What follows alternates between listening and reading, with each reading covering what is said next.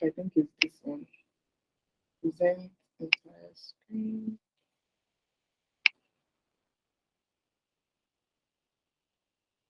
Okay.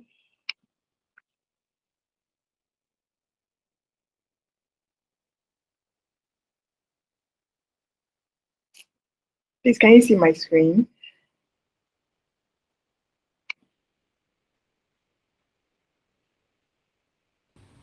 Yes, I can see your screen. You can see my my slide, my presentation. Yes. Common Yes, mistakes yes. Europeans make. We can see it, Chioma. Go ahead. Okay, great. So yes, welcome again, everybody. Today's topic is common mistakes that new product managers make and how to avoid them. Okay, so before we get right into it, I'd just like to do some housekeeping, just so that you get the value from this session. I'll advise that you put all distractions away, so that you can concentrate, get ready to take notes or anything that resonates with you.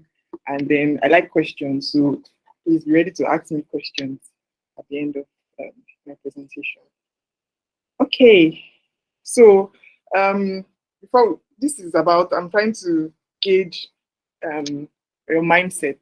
So I would like to ask, I like my classes to be engaging, so please feel free to unmute yourself and speak up. How are you approaching your career at the moment? There are two ways of looking at it. It could either be a paper plane.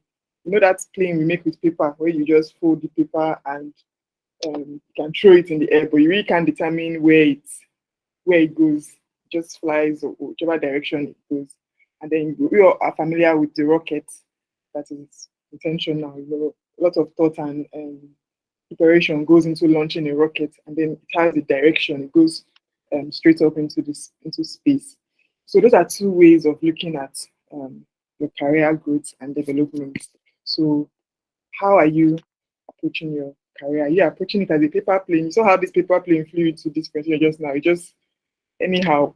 And then we have there are things that can associate with being a paper plane. If you are using this approach for your career, it means that you're just passive. You're just going and using a haphazard approach to your development and your growth. You're not really intentional. Anyhow it goes. You just go with the flow. You rely on chance and luck to advance. When you see people advancing, you just feel like, oh, something must be behind it. Maybe it's a small girl, big God, or it's this small guy, big God kind of situation. This type of approach usually results in like a lack of direction. You miss opportunities because you're not prepared, and then you don't grow. And then we have the rocket, which I explained earlier, which is intentional. You're actively intentional about your career.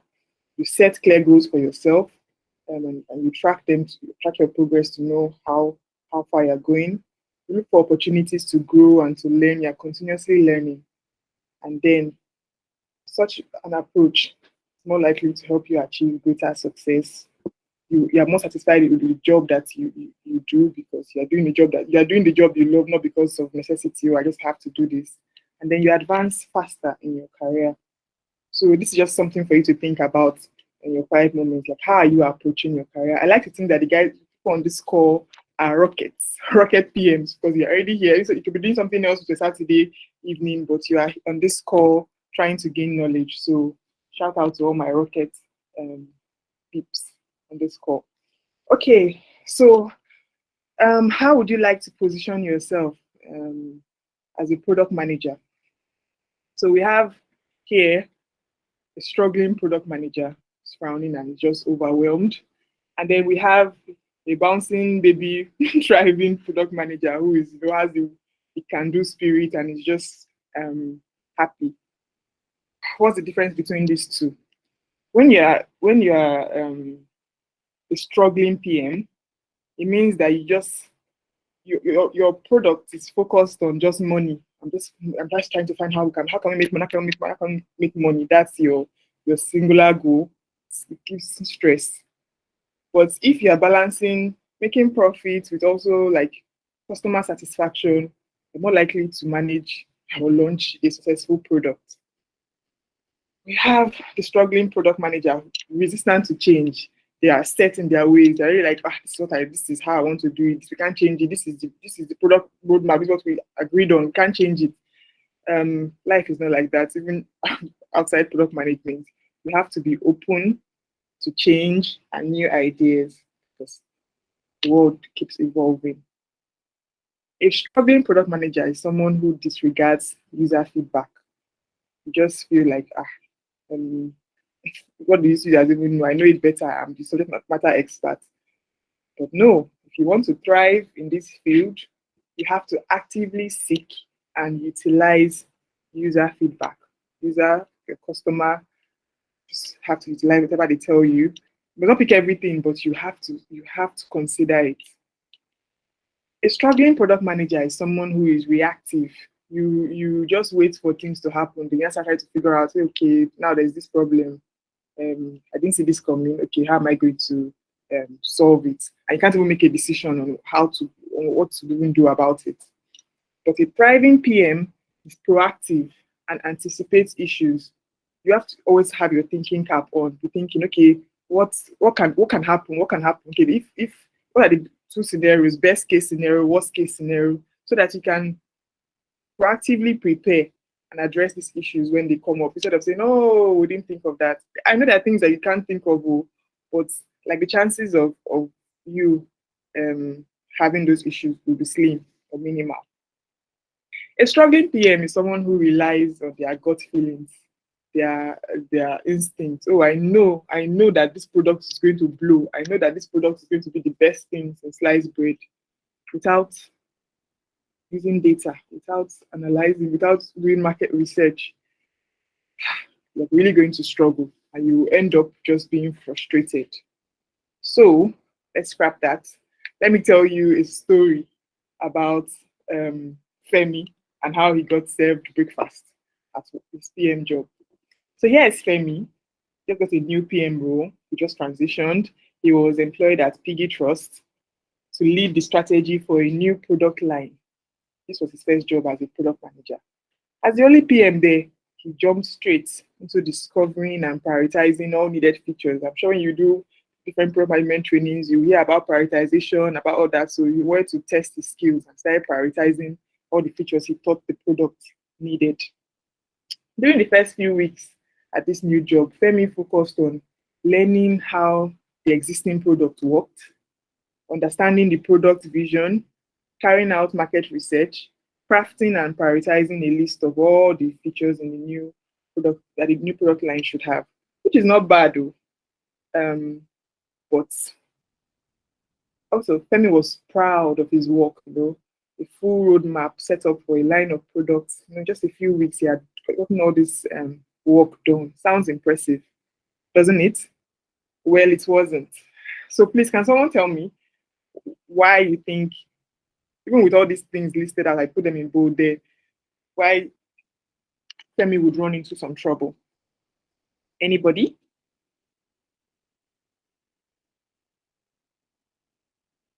Wait, Give me back. Yeah. Yeah. Yeah. Yeah. Yeah. Yeah. Yeah. Okay. Yeah. Sorry, I think somebody said wait We've before. heard you. We've heard you. Okay, sorry about that. Guys, please just raise your hand if you want to answer a question so that Chioma can just call on your name when she sees that. Thank you. Okay, does anybody want to tell me why with all these things listed here, Femi would still run into some issues?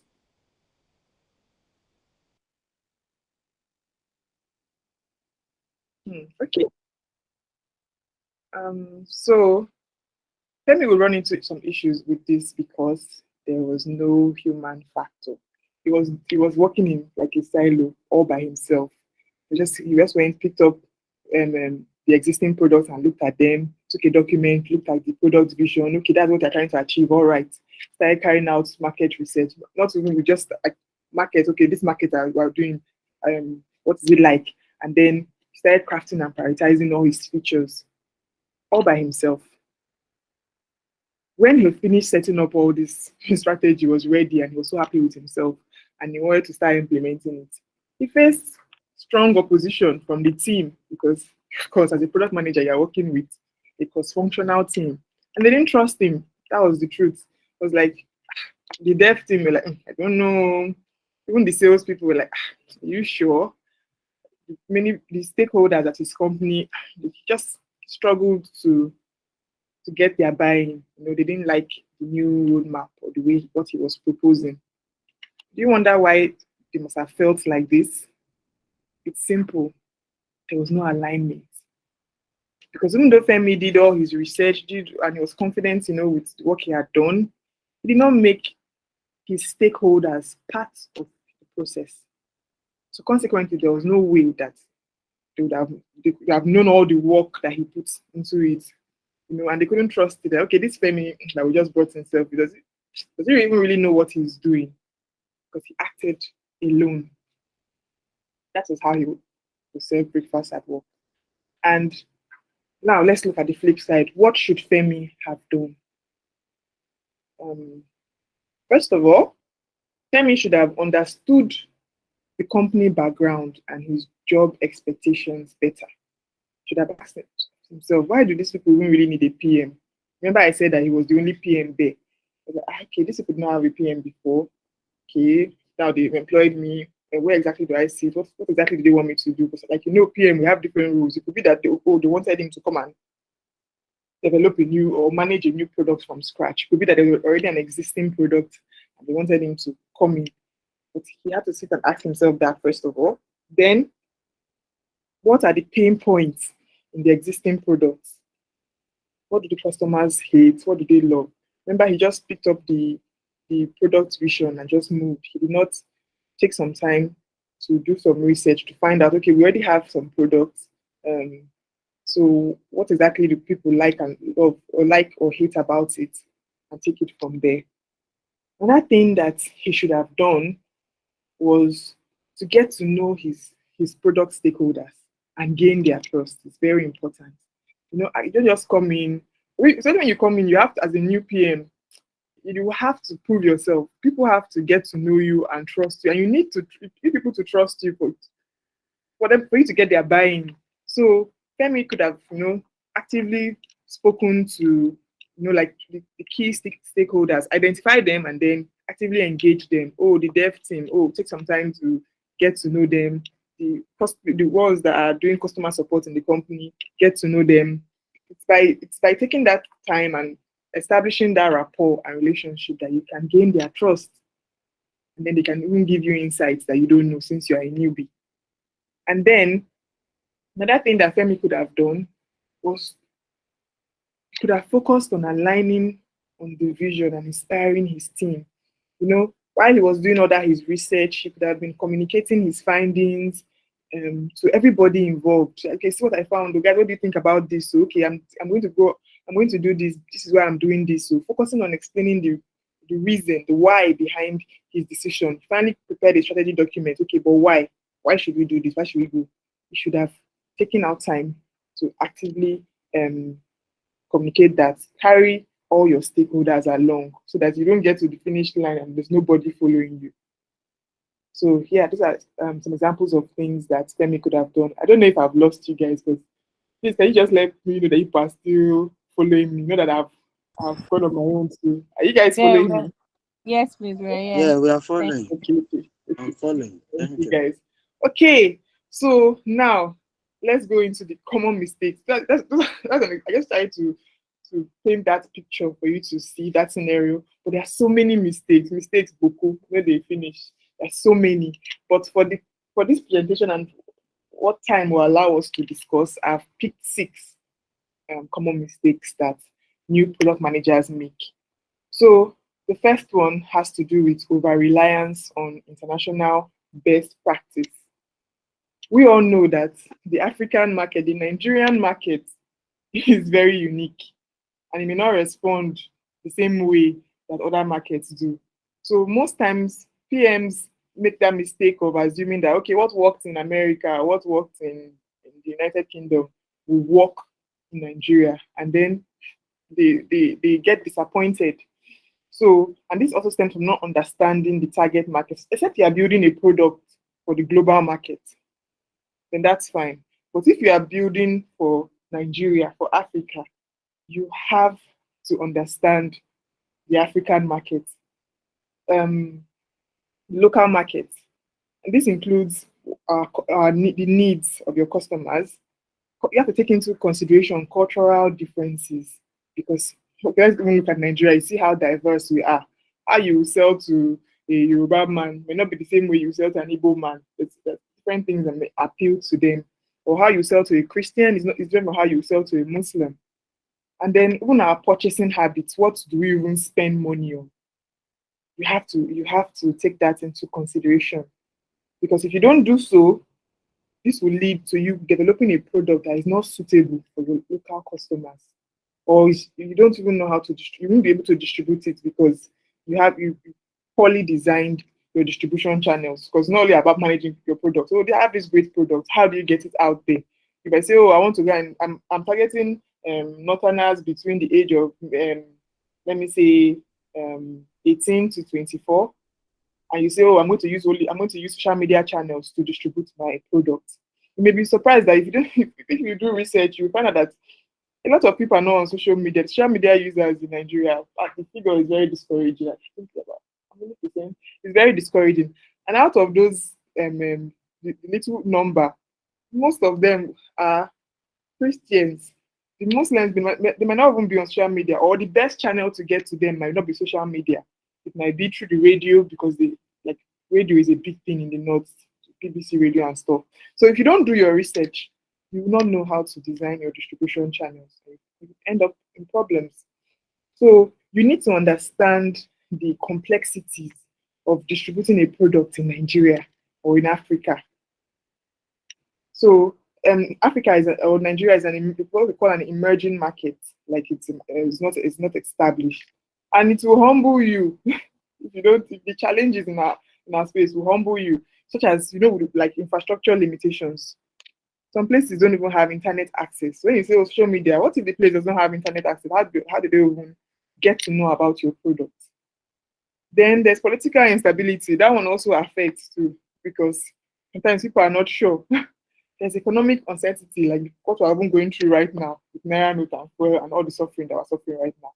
There's government regulations. Government can wake up one day and say, oh, okay, oh, this like what happened with crypto. Just come and just bring their own policy that affects your product. So you have to do your research so that you can address these issues. You need to have a plan in place to address these challenges. So don't ignore local partnerships. So you might feel like, oh, I'm global, but you have to also consider local. They are important. Your distributors, your suppliers.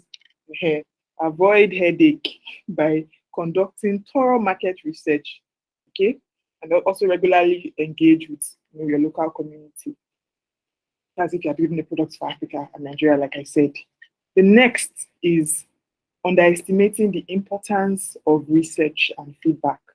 New PMs may assume that their products will appeal to anyone without fully understanding the specific needs and wants of their target market. Okay, it's fine, your target market is this, but like you have to still do a deep dive to understand, okay, what exactly is the pain point of my users or my potential users. Product managers often mistake our own opinion. This is something I have made this mistake in my career of mistaking my own opinion. I do this now. I don't mind spending money on this now. Meanwhile, I'm not I may be biased because I have a stake in what I'm talking about. That's why I'm giving that opinion. So you might mistake your own opinion or the opinion of your team members, or you say, let me just do survey, ask people in your office or people on your WhatsApp, people that know you. They might not give you the right feedback that you're looking for. So to avoid this, you have to conduct research again, like I said, customer user market research. You can do this by carrying out surveys, doing interviews, conducting a focus group. You gather all that data, all that feedback. Then you also observe customers. Some people tell you one thing and do another thing. They tell you, okay, I will do this thing. but you might, by observing them, you might notice something different, or the way they interact or the way they engage will give you other ideas on how to design your product or how to truly meet their needs. Because people might, some people even know they have a problem, they not even know that they have a problem. You know, the best products are the ones that you never know you needed. At one time, we didn't know we needed Facebook, but now most of us can't do without it. So actively engage your users to gain a deep understanding of their pain points to help inform your product decisions. Do not rely on your intuition and personal experience when making decisions. You are biased. So rely on data. Don't overlook the importance of data. Don't underestimate it either. It's very essential in making decisions, even about feature prioritization. You want to, which feature should I put first? It's from the data. Maybe you solve it and ask different people questions, and then from that number, 80% of the people said they would like a feature that does X, Y, Z. When you are prioritizing your features, you go with that because 80% of the people have identified that they want that feature. Also with pricing too, you need to go and find out if people are willing to pay the price that you think they're willing to pay. Also your marketing strategy. How would you get people, convince people to use your product? How do you communicate the benefits of your product? It's from data. So, and also in all this, because sometimes say, oh, do research your users, research your customers. Also research your competition. Don't leave out your competition and the impact that they have on your product or your market. Stay informed about them, what they are doing. Research their products. Use their products so that you know. Because I'll tell you a secret. When I'm building a product, I first go find out, okay, who else has done something similar. I'll go and understudy, look at it. Then I will now even try to look at the reviews that their customers are giving. Like, okay, they're using this product, it's fine, but I wish people had this button that will make me do this thing. That gives me an idea to go and put in my own product. That okay, if we do our own, because sometimes there's no brand new idea. There are already players in that space. So you think of how to gain advantage over your competition. How do you do that? But know what they are doing, because they too are checking out what you're doing. Don't think that, oh, you're not looking at you too. So always check out your competition, research their products, their strategies, continually evaluate their impact on your product. See, there might even be local competitions that are not known to you, but they are already well established in the market. I was talking to somebody one day, she was talking about an e-commerce product or site that she wanted to build. I was asking her, okay, who are your competition? And she was telling me, oh, Amazon, what did she even call Fiverr? She was calling big names in the global space. And I was like, babe, what of Jumia? What of Gigi, Dodenji? Like, you're not looking at your local environment. You're putting your eye out there. You might, Amazon is your competition. Well, that's fine and good, but I think you have a bigger competition in Jumia than Amazon. Who agrees with me? I'm sure you agree with me. So conduct thorough competitive analysis. This will help you differentiate your product from others in the market. Avoid being caught off guard. Also look at not just the ones that are existing, the new ones that are coming, because new products are springing up every day. So the new entrants too, they have to monitor them regularly. It's a race, survival of the fittest. Okay, the next one is a lack of collaboration.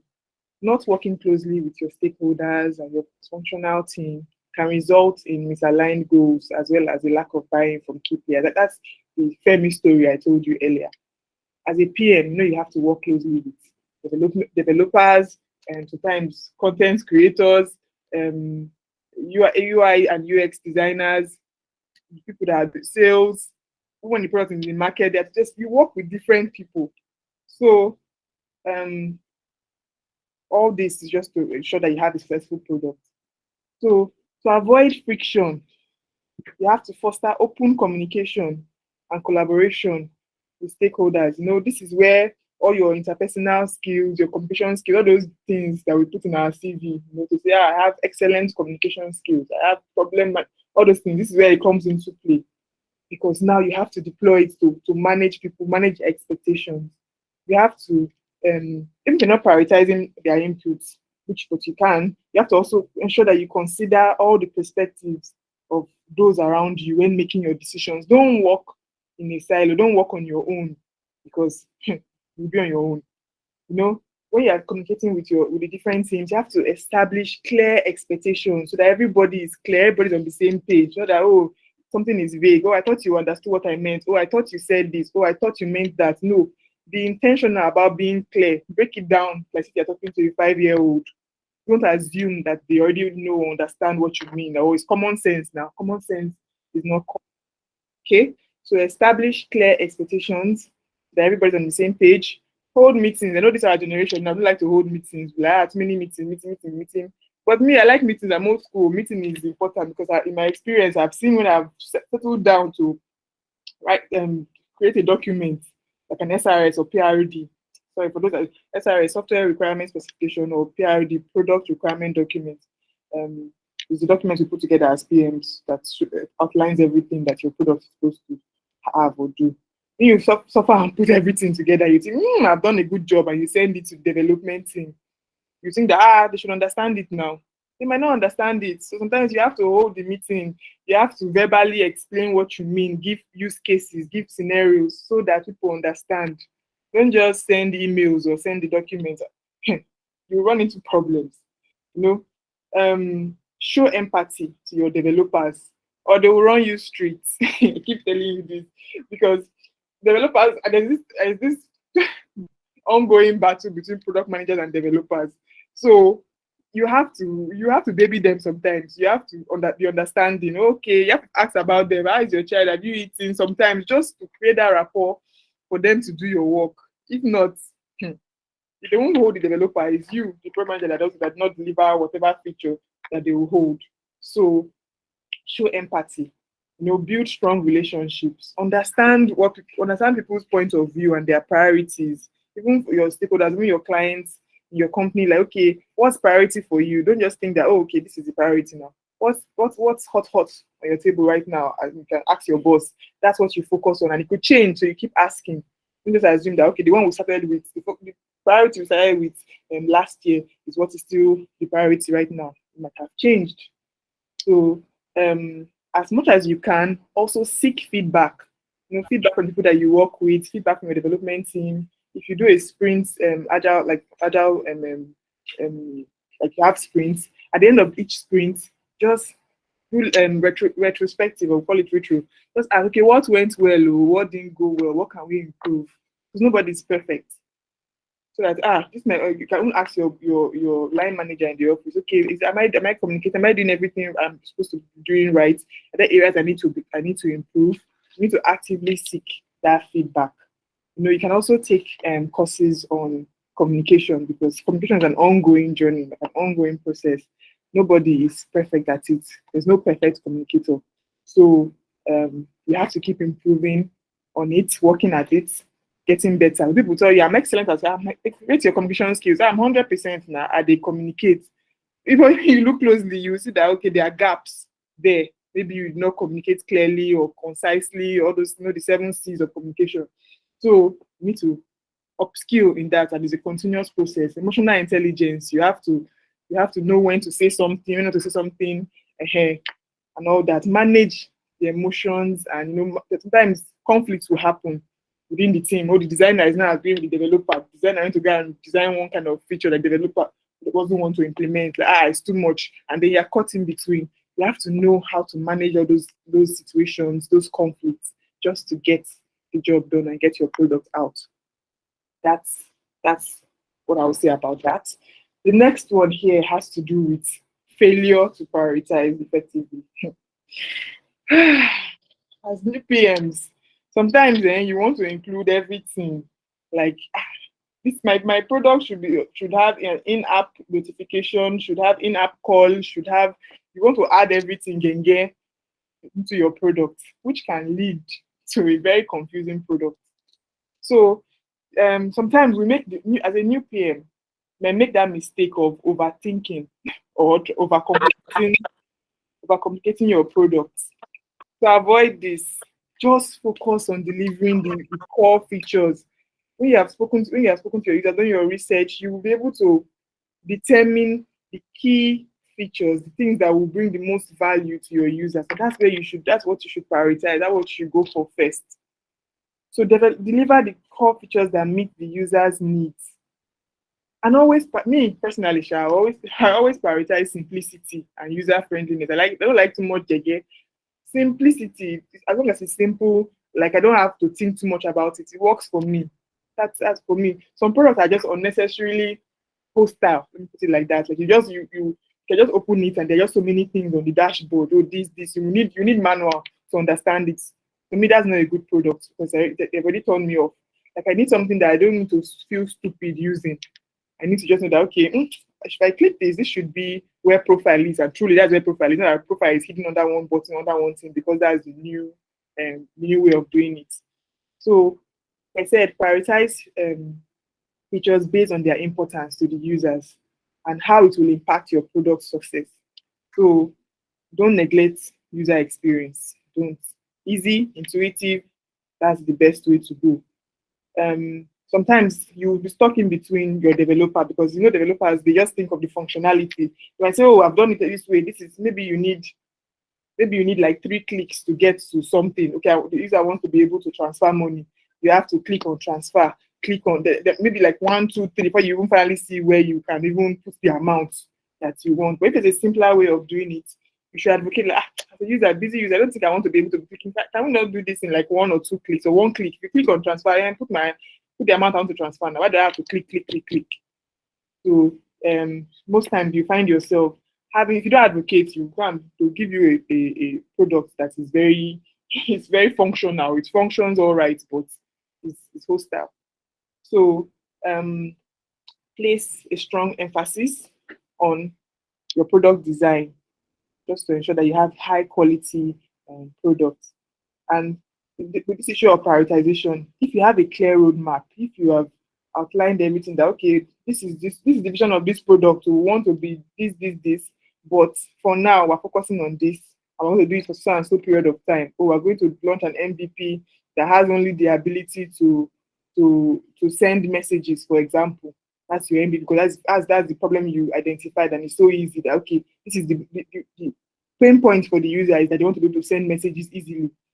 That will be on your MVP. That's and then you specify the time. Okay, take us 6 weeks to implement this, and we're done.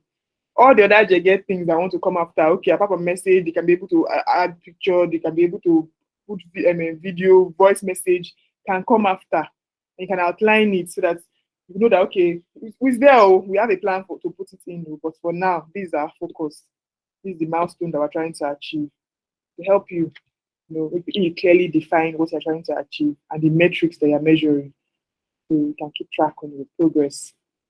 The next thing we have here is that you don't consider scalability. New PMs, in the heat of the moment, we ignore that, these are our products. Maybe there will be more requirements coming in future. Can this current one, can he take it? Can he handle it if we want to scale? I'll give you a perfect example because that happened to me as well. It started with a small requirement, like, oh, we want a website, just to show information on like a job agency. Just want a website to show our information. I was like, my website now, WordPress can handle it. Or the next thing, want to be able to add employers and maybe business owners too. So the candidates, the applicants will be separate, their login will be separate from the employers who want to come and check for applicants, then business owners who have businesses want to advertise. So I want those 3 things. I started getting complicated. But meanwhile, I've already used this WordPress that we're using to do this thing. And WordPress has its limitations. So there's certain things that you might have to, okay, you can take an off-the-shelf solution. The other ones that you have to custom, you have to build it from scratch. But because I did not consider that, I ran into issues, and then we started trying to manipulate the WordPress, manipulate it, and it broke. It broke. It cost us. In fact, the client was very angry. It cost us the money. All that money we went with the WordPress route. Everything went down to zero. We have to start all over again, rewrite from scratch, and it was a nightmare. So please, plan for future growth. Just even think ahead of the user. Okay, this person is a job. If I thought that, he's a job agency, they don't just want information. They might want a platform that since they are giving jobs to people, so that people can also sign up and look at job like a job board. And also employers too, I want to be looking. If I had just sat down to think about it a little bit more, I won't have made that decision of using WordPress. So um, my advice: ensure that the product that you're building is flexible enough, to handle future growth, and continuously evaluate scalability as the product grows. Okay, here we have not staying up to date with industry trends. New PMs in a time they become too focused on their product and their work. They don't stay up to date what is going on around them in the tech industry, in the product management space, which can impact the competitiveness of their product because they're not refreshing they're not keeping up with what's going on. Even me, this is my old age as I'm here, I'm still guilty of this because sometimes I get too busy or too focused on my work. I'm like, I don't have time to go on Twitter to go and see what's happening. What happened to Flutterwave? What happened to this? Oh, Chat GPT, what concern me? I have I've become intentional, and then put structures in place to help me combat. I've identified that this is an issue that I have. And so I've put structures in place to help me combat this. I've subscribed to tech blogs, tech about different things, just so that I can keep up. At least send me newsletters and regularly. I can read up on what's happening in the tech space, in the product management space, who raised money, who did what.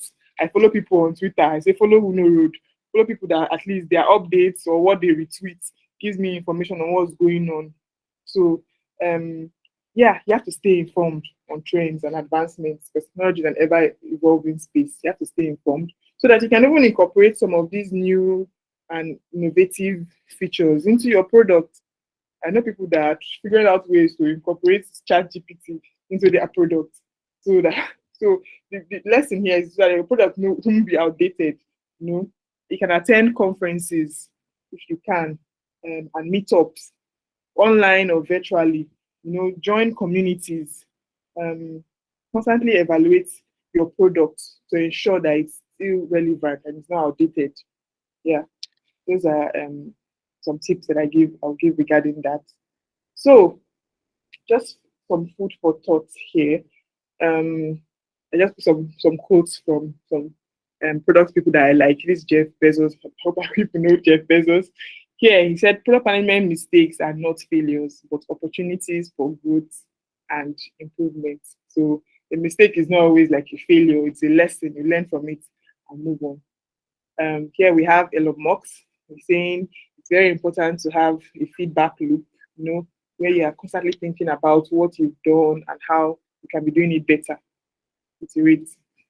And here we have Toby. Toby is someone that I love. And she says that as a product manager, you are a generalist working with specialists. And so there's a lot to learn, which is very true. We are working with designers, they are specialists, and developers, they are specialists, but we are in between and we have to know a bit about everything. So there's a lot to learn. So be easy on yourself. Yeah. And that's just some food for thought. So thank you so much for listening to me. My name is Chioma Obiokolo. You can connect with me on LinkedIn, on Twitter, on Instagram at Chioma Obiokolo. Thank you so much. I'll take your questions now. Thank you very much, Chioma. It was an insightful session. Thank you so much. Thank you for making it so simple, right? Simple and very easy to understand. Right. Thank you so much. So guys, if you have questions, please do well to raise your hand so that she can take our questions. Right? Questions, everyone. If you have questions for our speaker, please kindly raise your hands. The recording, we would decide if that will be shared. Okay, we have hands raised already, so I'm just going to take that. Yes, so we have Mary Fumi. Hi, Mary Fumi. Please unmute yourself and ask your question. Yes, good evening.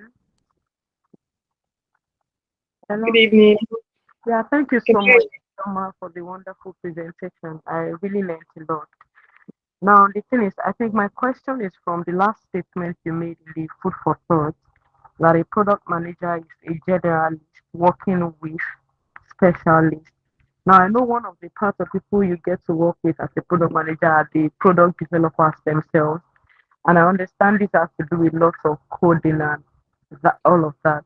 So I want to ask that as a product manager, how much of, should I say, coding knowledge do you need, or is it something you don't necessarily have to know about and still work well as a product manager? So that's my question.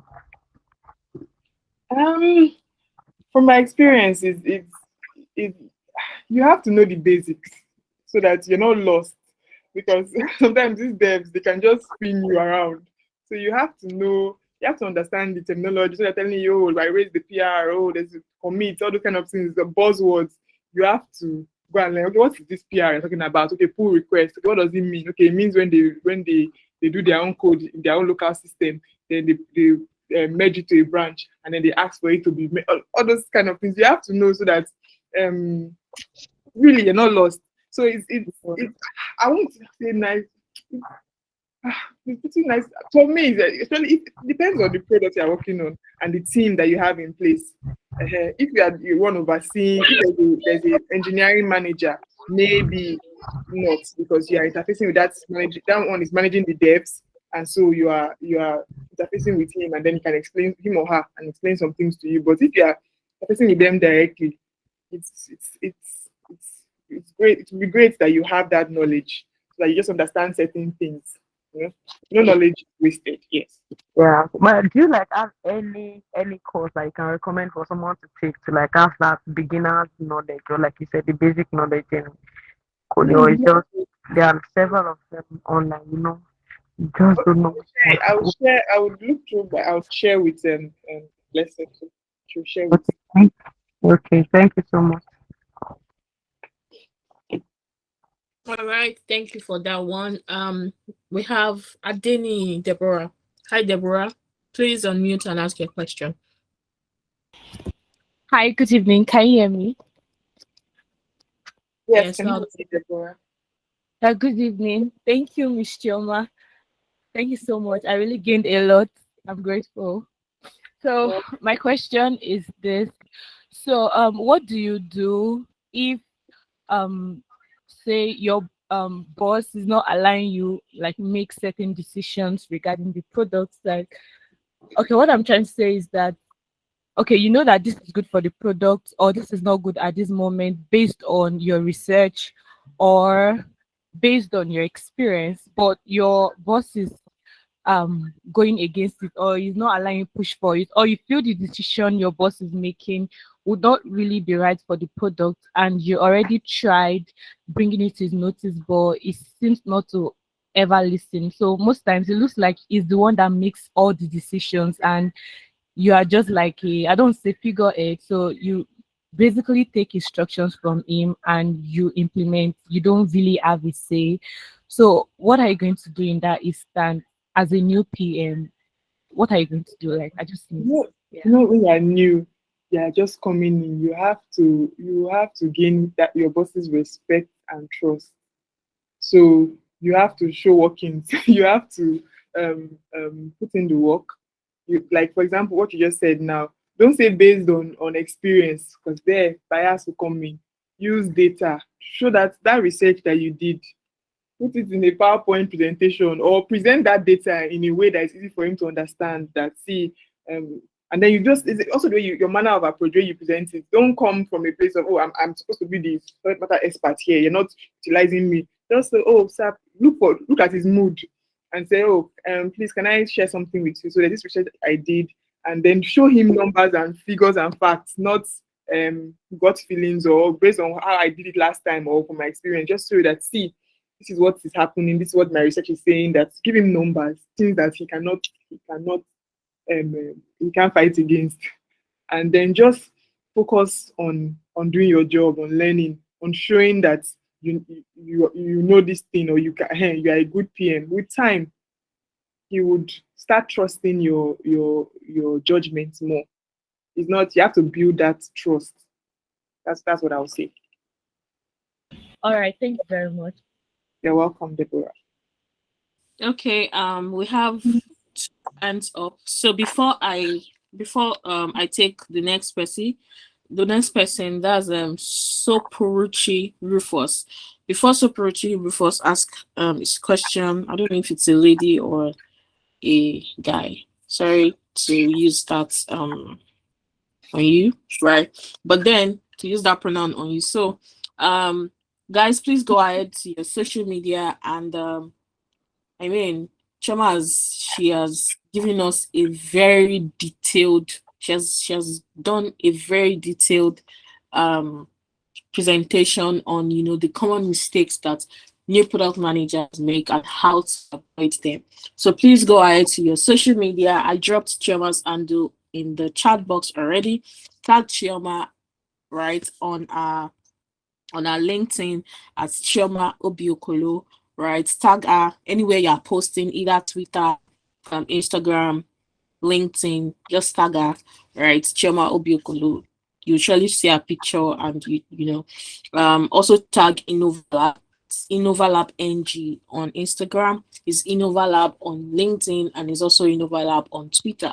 So guys, share your thoughts, share your knowledge. You don't know who is watching, and of course, by so doing, you just cannot tell who will just say, "Oh, this helps me," or "Oh, I want to know something," and you don't know how you just be a source of knowledge from that. And so, let's have Sopuruchi. Hi, Sopuruchi. Go ahead to ask your question. Then God's will can prepare. Thank you so much. Good evening, everyone. Thank you, Ms. Choma, for the presentation. It was really helpful, especially for someone like me that's still trying to find my feet in the PM world. So my question is, for you as a PM already in the PM world, what comes first for you when you get a problem from your client and you're trying to fix that problem, right? But you're in conflict with the product owner because maybe there are some features that they want you to roll out in your MVP. And you know that this will not be nice for the products, at the first instance, but they're insisting, right? Because that is what they want. So how do you balance customer satisfaction with PM best practices? Sorry, I think you said when you get a when you get a suggestion or something from your client, but the product owner is the product owner the one paying for the product? Yes, let's say the product owner is the same person as the person financing the project, right? Mhm. And the person has like certain ideas of what they want in their product, but you know that as a PM, it might not be the best to, let's say, release in the MVP or in the first stage, but you're stuck between trying to please your product owner and trying to observe PM best practices. So what comes first for you? Because in the long run, like if you don't do a good job, it's going to tell on your, say, resume, for example, that maybe you worked on this project and it wasn't the best, but you're supposed to please your client as well. So how do you balance that conflict? So that's where like influence or trying to get their buying comes in. You try to find out like, okay, what this the features that the product owner is insisting on, like, okay, why? Maybe there's a reason, maybe there's a business goal tied to it. So you have to find out like, okay, is it that, okay, there's something he is trying to achieve, he or she is trying to achieve, and that is why they want to go this route.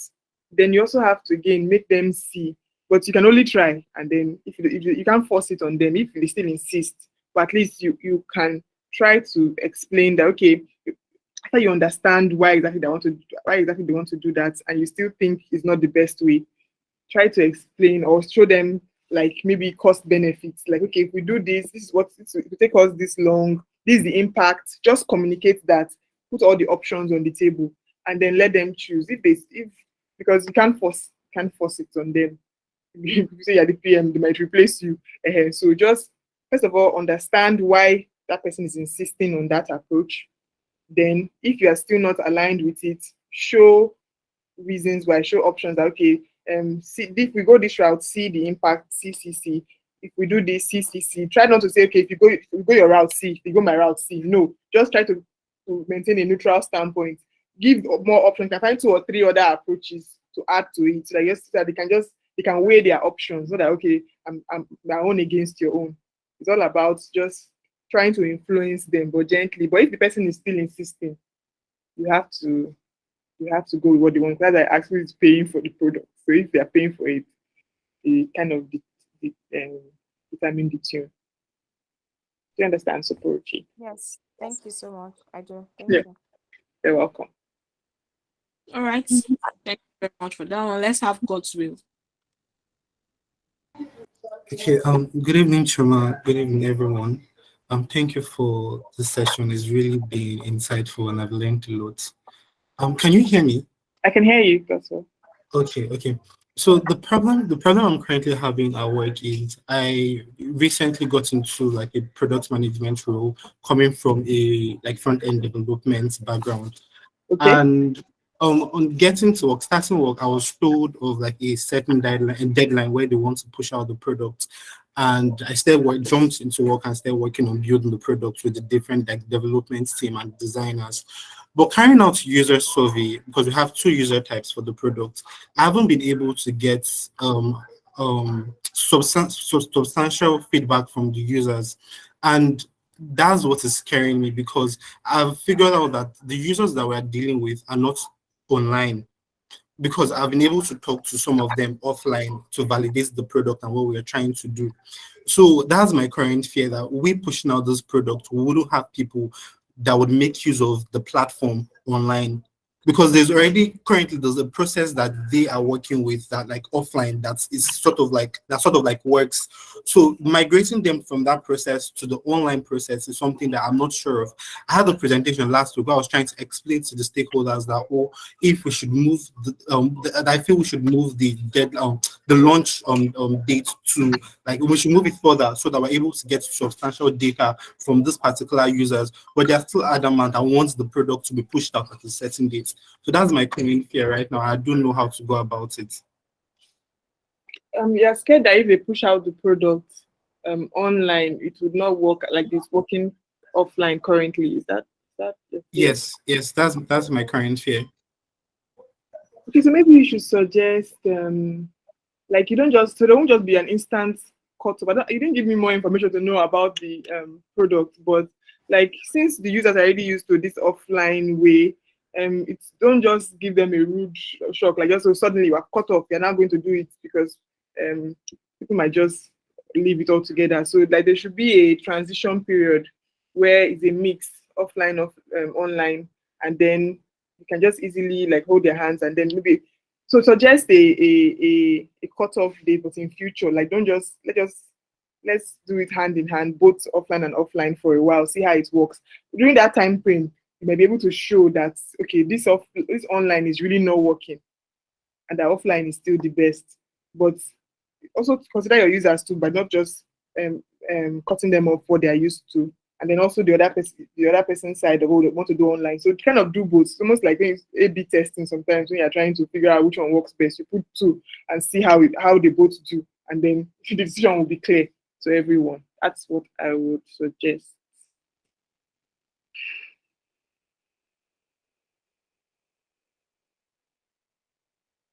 And everybody's All right.